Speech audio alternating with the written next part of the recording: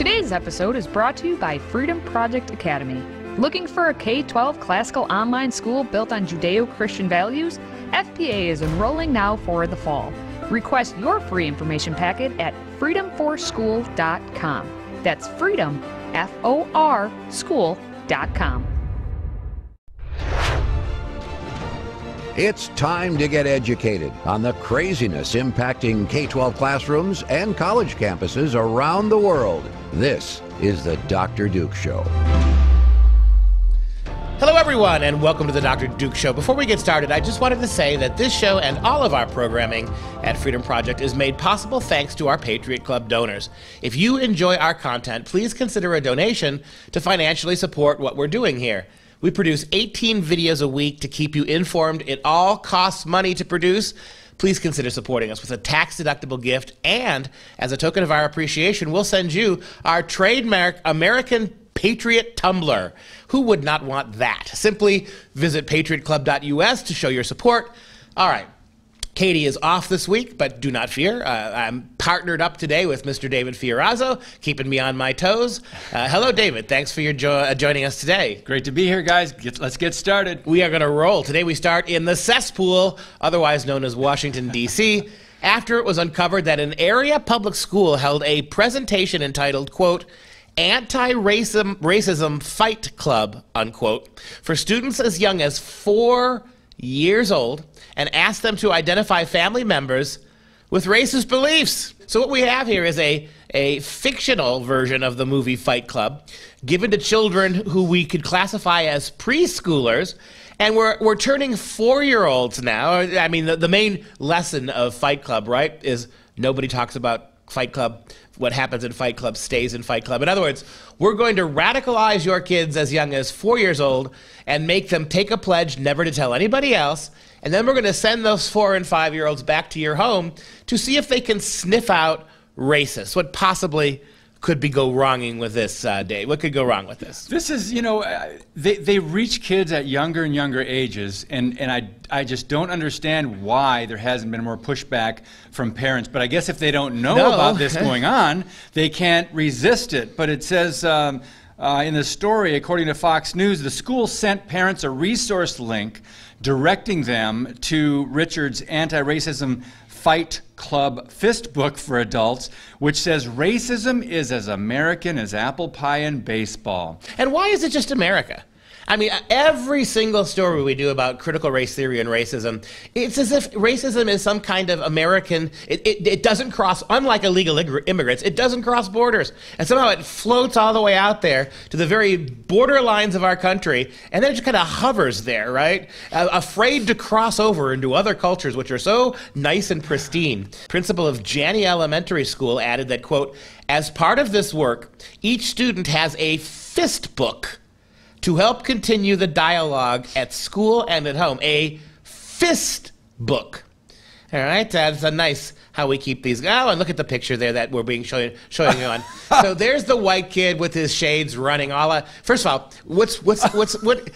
who would believe any little white boy is going to outrun any black little boy? Now, first of all, number one, I'm going to ask that question, but they had to put a 100-pound weight around the ankle of the little black boy because that's 100 pounds of racism. Oh, God. Somehow from what we've seen, for all the balls and chains, metaphorically, we've put on African-American kids, the one thing they don't have any trouble doing is running. Anyway, the other thing I'd like to ask about the image is, why does nobody have any feet? But I guess that maybe the white guy stole them. Apparently, racism, right?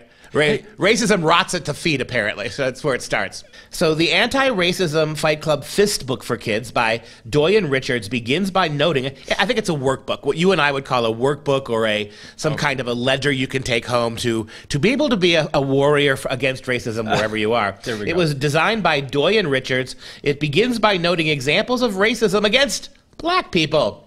While it adds that, quote, white people can also experience racial prejudice from other races, the author says, quote, white people are a part of a society that benefits them in almost every instance. For example, on average, white people have more money, better health care, better schools, better neighborhoods than black, indigenous, and people of color, the legendary BIPOC. So if a black person says something mean to a white person, he has no power. Wait a minute.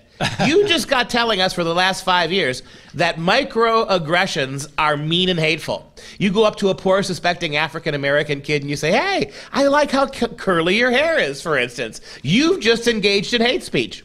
You've just hurt that black child to the bone. Now you're telling me when it happens to white kids, it can't possibly hurt them. Double standard much, my friends. Hey, I figured out the white people are part of a society that benefits them in almost every instance. I figured out at least one example that is absolutely not true. Professional sports. Well, here's a handout that gives you a really good idea of what we're talking about here. It begins dealing with racist family members. All right, so again, 4- and 5-year-olds now have the burden to go home and out their parents. It's very difficult to deal with adults who say racist things around you. However, you have the right to be treated with respect and not engage in conversation that makes you uncomfortable. Well, what if reporting on your parents made you uncomfortable? That doesn't seem to be something that they're worried about. In fact, they see if you're being made uncomfortable by your parents, here's what you must do, right? Even though they love you and are older than you, they can be wrong. Just because someone is older than you doesn't mean that they're right all the time. You have the right to question someone who may say something offensive. How about the second one? Beware of people absolutes. Never, always, all, none. Well, you're just saying that all white kids have privilege. You just got done saying that all white people, always, all, none are excluded, etc.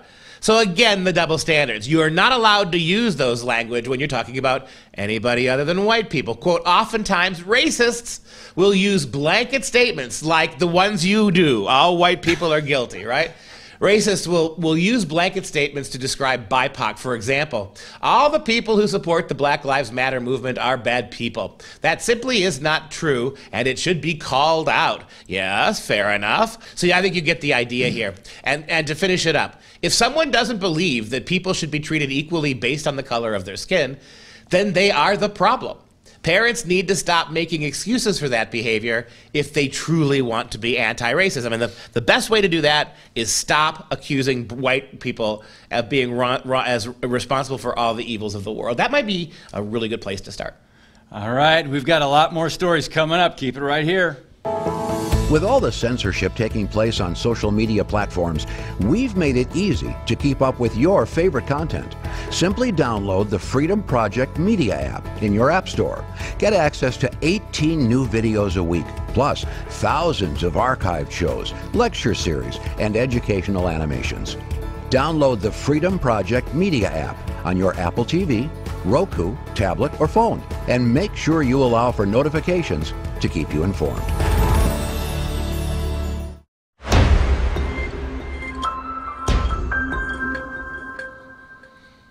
Okay, this just in. An art teacher in Florida was fired for discussing LGBTQ topics.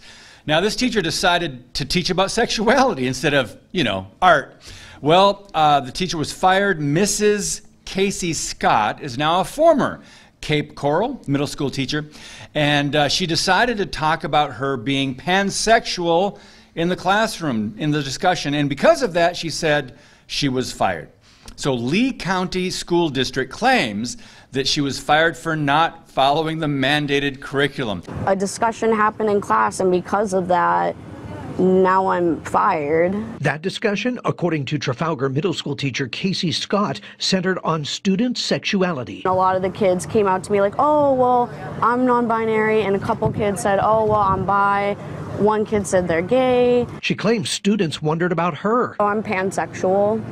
So, I like anyone despite female, male. And married to a man. She says some students asked to create art expressing their sexuality. This one's a trans flag. She hung the pictures on her classroom door. They said that it would be in the best interest if I just got rid of them now. She snapped these pictures showing how she got rid of them. I went over to the recycling bin, I grabbed all of their flags, and all the kids were staring at me, and I crumbled their flags in front of them. She was sent home, and then I got a call from administration saying that, well, at this time, we are releasing you from your contract. the district telling me, quote, she was terminated for not following state-mandated curriculum. Yeah, listen to these announcers. Oh my God. They didn't follow they didn't do their jobs. Oh my God. Can you imagine getting fired, Dave, at every job you've ever had in your life for not doing what the rules were? What you were hired to do? Exactly. I want you to catch me up on something. I'm trying to keep up with all this, all these terms. She said that she was pansexual. Can you please? Yeah, pan is the Greek word that means all, right? As in, think of the Greek goddess, the Greek Pantheism? god of, yes, pantheism. Think about the Greek god of Pan, a creature of all-consuming chaos, right? So a pansexual is simply somebody who finds sexual attraction in all living beings, right? That doesn't mean necessarily he, she, or it acts on those motives, but is attracted sexually. This is the Wayback Machine with Dr. Duke. May I? Yes. I was teaching at a little school outside of Philadelphia, about 1,000 students, tiny little liberal arts college. Very first day of class in that school, very first class of the day. And before we even got started, I had a young man by the name of Nathan. He asked if he could say something. I'm like, okay. So Nathan stood up, and he informed the entire class. He said, Dr. Pesta, I would just like everybody in class to know that I am a pansexual. Now, I had heard that term before. This is 20 years ago. Oh, my goodness. And so my response was, well, I'm awfully glad not to be a goldfish at your house. Everybody laughed, and we went on with our day. If I had said that today, it'd be a whole different... I'll be joining Little Miss Pansexual in the unemployment line, no doubt. Well, there's a little detail here that I just noticed. The firing happened just days before Governor Ron DeSantis signed the Parental Rights in Education bill. So it's interesting here that there's a LGBTQ advocate said her concern for the mental health of the transgender, non-binary students who were in Mrs. Scott's classes, and some of them don't even know what these terms mean. Well, this is a good point you bring up. Even before the DeSantis law went into effect, there were rules against sexualizing your classroom. Interesting. Exactly, number one. Number two, come on now, are you kidding me? You're worried about trans and gay kids because they can't talk about their sex lives? We had classrooms in this country for 250 years where nobody before the age of upper middle school or even high school discussed any sexual topics. How did, for 250 years, American kids, gay kids, apparently the whole host of trans kids that must have lived during the colonial period, everybody made it just fine in the sophomore year of high school where we learned about the birds and the bees.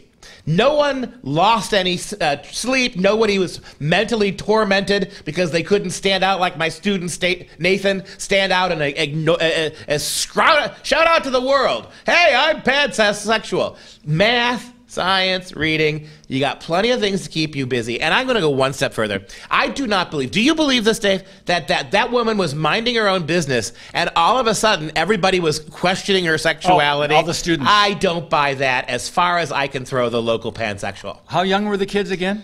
We're not middle school kids. Middle school, pretty much they're all curious about the teacher's sex life. I remember the first thing that happened when I walked into my third grade classroom. I asked to see if I could look up the skirt of the teacher to find out if she actually is who she is, or if we need to have a long, advanced conversation about the nature of her sexuality. No, I did not do that. No one in history has ever done that. And so, hey, I just liked what you uncovered, Dave. I love the fact that you drew to the surface there that well before Ron DeSantis did anything, there were still prohibitions on the kind of things you could talk to little kids about. My gosh, it's not that complicated. Hey, mom, hey, teachers, stop being narcissists. The best teachers in the world, the only teachers that people learn from, are ones that are other-centered, not self-centered. The purpose of going into the noble profession of teaching is to neutralize your own image, your own personality, yes, even your own sexuality, so you can teach kids in a neutral way math and reading and science. Why is it always about you now? Why is it? This is how narcissistic the LGBTQ has become. The only purpose of any of this LGBTQ activity is to bully and to back kids into a corner, force them to extend and accept what is very often a completely myopic and dangerous worldview, no questions asked. Today's show is sponsored by our friends at MyPillow. Save up to 66% on all items at MyPillow.com when you use the code Dr. Duke. That's DRDUKE. Support this show by supporting a great American company.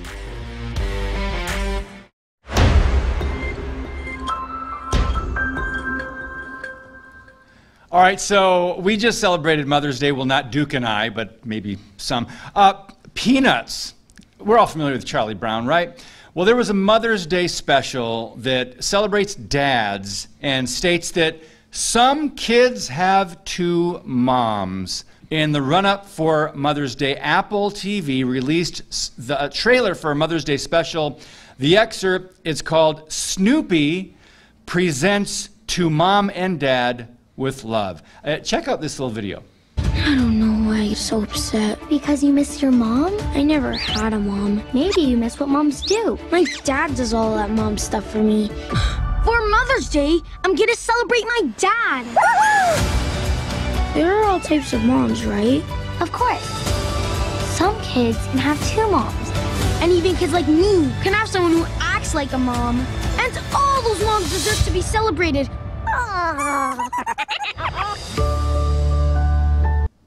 So in other words, Dave, one more step. Now Charlie Brown and the gang are participating in the erasure of women. Mother's Day is just too darn gendered. Mother's Day is just too darn feminine. Mother's Day is all about the women, and so we've got to replace women. Did you notice that? With the person in your life, Dave. Dave, the person in your life, not your wife, goodness. Not the mother of your children, not the woman who nurtures and protects the home and family. That's too gendered, Dave. Well, she's just a person now. That's right. That's right. It's interesting, though, that Charles Schulz decided in 1973, according to this article, that Peppermint Patty didn't have a mom, is motherless. And that's just interesting. She tells her friend Marcy, and that's what they're playing off of. Do you think possibly why she's also now Charles Schulz never said this, but she is the most, for lack of a better word, lesbian-oriented, her and Marcy? I don't know. I don't know what Charles was trying to do. But Charles Schulz has been dead for over 20 years now. Yeah. So the idea that you're going back to the Peanuts people, to Charlie Brown and company, and you're forcing this garbage into these things for a new generation of kids, I would be very disappointed to find out that the Charles Schulz Trust actually thinks this is a good idea. Maybe they've already contacted them. I don't know. But we should go back now. Let's go back to the Charlie Brown Christmas. Okay. Right? And, of course, Christmas is a Western, primarily privileged white people religion, as we know, right? Right. So we're going to have to do something about that. How about Charlie Brown celebrates Christmas, and in parentheses, Ramadan, parentheses, what, right? I mean, this is what you're going to have to go back now. All the way back to the earliest days of the Peanuts gang, and you're going to have to homosexual them up. You're going to have to pansexual them up. You're going to have to turn them into transgenders. And Snoopy, I mean, maybe Snoopy, when he puts all his costumes on, maybe he'll be the transgender dog. What do you think, Dave?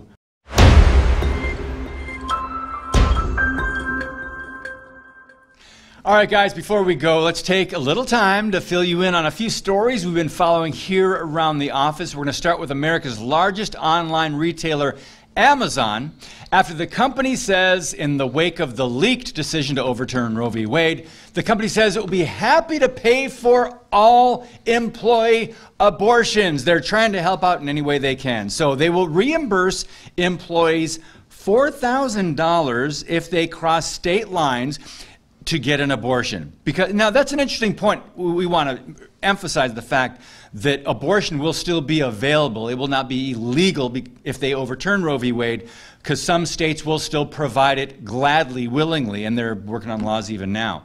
So It's really interesting that Amazon is joining a growing list of companies offering to subsidize employee abortions. Citigroup is one, Yelp is another one. So this employee perk may not stand for long if people like Marco Rubio, thankful for some of the things he does, has anything to say about it. So he, of course, Republican senator, he introduced the No Tax Breaks for Radical Corporate Activism Act. Now, this bill would prohibit employers from deducting expenses related to paying travel costs for employees who want an abortion, medical costs for employees seeking cross-sex hormones, or puberty blockers for their children. So, Duke, it seems some Republicans are stepping up to the plate and trying to use this moment to push back, and they're growing a backbone, maybe if they didn't have one before. The idea about this story for me is the hypocrisy of Amazon. How many stories have we heard over the last couple years about how Amazon doesn't pay nearly enough, how Amazon bullies their employees, how Amazon makes people work through lunch and dinner? We had a great story a couple years ago that Amazon was not letting their employees go to the bathroom, not take bathroom breaks because they had such wicked, fastidious schedules they had to do. And all that nobody cared about. But hey, they're putting their money where their mouth is, right? We're going to treat your employees like garbage unless you want to destroy your babies. Then all of a sudden, we're a really great company, real family company to work for. Way to go, Amazon. Oh, my goodness. You know the root of this is demonic, friends, right? They want to... Anyway, it's a life versus death, literally. So finally, we wrap things up in Alabama, on the campus of Auburn University, where our friends at Campus Reform stopped by to ask students to define what a man is. Now, you'd think that the answer would be simple, but alas, we live in fickle times where men can compete in women's sports, and they're celebrated for doing it. So before we watch this clip, Dr. Duke, I want you to make a prediction here. How do you think the students at Auburn will respond? I think they're going to have just as much difficulty defining a man as they are a woman because they're not allowed to use gendered language to do so. Try describing man when all gendered language has been banned from your campus. Let's take a look. All right, guys. So what is a man? A gentleman, doesn't let people walk over them, but always willing to help and always willing to give somebody the shirt off their back. Someone with an X chromosome and a Y chromosome. A biological male. A biological human male. The biological definition. Biological man. A lot of people would say all you have to do is identify as a man. I would say that's false. I'm a Christian, so I would believe that God created us male and female, and that gives us certain differences, biological and social. I don't think so. You don't choose what you are, just whatever you're born with, that's what you are. It's stupid. You're a man based on biological stuff, and that's just how things work. That's dumb. You can't change what you are. I guess you could identify as whatever you want, but I don't think that changes your physical gender. It shows how we're in decline, that we just reject reality instead of living in the reality that God has given us. War damn eagle. Auburn University. War damn eagle is their motto. War damn eagle. Did you see this? I mean, 9 times out of 10 when we get these on-campus segments, it's always women being asked things. I've noticed this over the years. Complete boy show. Every one of them, no nonsense. Can we have a slow clap for Auburn University? Now that's a school I want to go to. Sign me up! War damn eagle indeed. All right, that wraps it up for this segment. More to come next time. All right, before we say farewell, I do want to take a moment to show some love to our Patriot Club members. Today, we'd like to give a great big shout out to Melissa from Tucson, Arizona. Melissa, thank you so much for your support. And that wraps up the show for all of us at Freedom Project. Stay educated, my friends.